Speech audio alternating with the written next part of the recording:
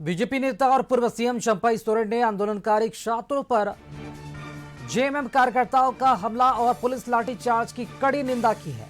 उन्होंने कहा कि सरकार ने अपनी नाकामी छिपाने के लिए छात्रों पर हमले करवाए। जेएमएम के शीर्ष नेतृत्व के इशारे पर आंदोलनकारी छात्रों के साथ मारपीट की गई। चंपई सोरेन ने कहा कि हेमंत सरकार आंदोलनकारी छात्रों के आंदोलन को दबाने के लिए चालाकी कर रही है। सरकार सीबीआई जांच कराना नहीं चाहती और तानाशाही दिखा रही है। उन्होंने कहा कि सीआईडी जांच अपने लोगों को बचाने की कोशिश है। उन्होंने कहा कि झारखंड में युवाओं के भविष्य के साथ खिलवाड़ किया गया और सरेआम नौकरियां बेची गई। तमाम चीजों के लिए यहां की सरकार और मुख्यमंत्री हेमंत सोरेन ही दोषी हैं। हमारे सहयोगी राजीव मोहन ने पूर्व मुख्यमंत्री चंपई सोरेन से खास बातचीत भी की है। हमारे साथ हैं चंपई सोरेन जो झारखंड के पूर्व मुख्यमंत्री हैं और कल जो जेएमएम के कार्यकर्ताओं और आंदोलनकारी छात्रों के बीच में जो झड़प हुई उस मामले को भारतीय जनता पार्टी ने बड़ा मुद्दा बनाया है।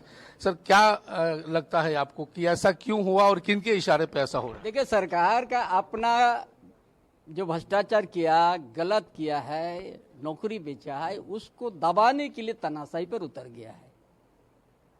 और इतना तानाशाही बढ़ गया है जाके अपना कार्यकर्ता को भी बोल दिया आप लोग डंडा लेके उतर जाइए। क्या था, आपने रद्द करने का घोषणा किया था बिना प्रक्रिया अपना के, कोर्ट उसको स्टे कर दिया। भाई, आप नहीं जानता है क्या हम जिसको रद्द करने जा रहे हैं उसका प्रक्रिया? अब तो जेपीएससी का अब तो सारा कर्जालय ताला लग गया है। चेयरमैन जेल में है, सदस्य भी इस्तीफा करवा दिया। अब कौन दस्तावेज वहां से लाएगा कि आप सीआईडी के होर्डे पर कर दिया जेपीसी ऑफिस को? बोले अरे गलती का तभी ना जेल में है। रिमांड में भी 2 दिन आप ले लिया ख्यांति जी को। गलती का तभी ना जेल में आप डाले हैं। तो विसंगति हुआ है ना, आपने नौकरी बेचा है ना, ये तो प्रूफ हुआ ना, आपने नियुक्ति किया था। इसीलिए सुप्रीम कोर्ट ने कहा है ये बहाली में अगर कोई गिलास में अगर 2 बूंद जहर अगर गिर गया तो जहर को आप कैसे निकालेगा? इसीलिए पानी को फेंकना है। इसीलिए ये घोटाला हुआ है, नौकरी बेचा है ये सरकार। इसीलिए इसको रात का प्रक्रिया अपनाना होगा, तभी कैबिनेट में संलग्न पहुंचेगा, तभी रद्द होगा। ये सारा प्रक्रिया को अपनाना होगा ना। कैसे मुंह जबान से आप कीजिएगा? इसीलिए तो धोखा आपने स्टूडेंट को दे दिया, युवा को दे दिया। और इस तरह से गिरोह युद्ध मत कराओ, संभाल नहीं सकेगा। चलिए, थैंक यू। जवाब नहीं, एक सवाल और लेते हैं। ये जो कुछ भी कल घटना हुई, आपको लगता है कि जेएमएम के लोग इसमें इन्वॉल्व थे? क्योंकि वो कह रहे हैं कि ये बीजेपी की तरफ से हवा दी गई जिसके कारण घटना हुई। अरे आपका झंडा लेके निकला है विनोद किसको, कौन है रामगढ़ में? वो तो ओपन बोल रहा है। हम लोग हवा में नहीं बोलते हैं।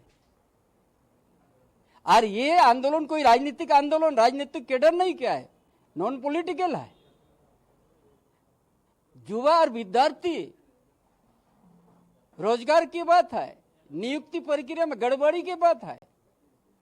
जो आपने पूरा जेपीएससी का चेयरमैन को जेल में डाल दिया है, सबको रिजाइन करवाया। कौन करवाया? ये भी ताला लग गया वहां जहां से गड़बड़ी शुरू हुआ है। किसका जिम्मेवार? कौन नियुक्ति किया था उन लोग को? तो सरकार तो कह रही है कि सीआईडी जांच हम 90 दिन में पूरा कर लेंगे। आप लोग कहते हैं कि सीबीआई से जांच होनी चाहिए। ये हम लोग नहीं, युवा बेरोजगार विद्यार्थी लोग को मांग किया है। ये घटना के बाद तो हम लोग को बोलना होगा कि नहीं, कि हम लोग मुक्त दर्शन रहेंगे, पिटवाते रहेगा विद्यार्थी लोग, युवा लोग को।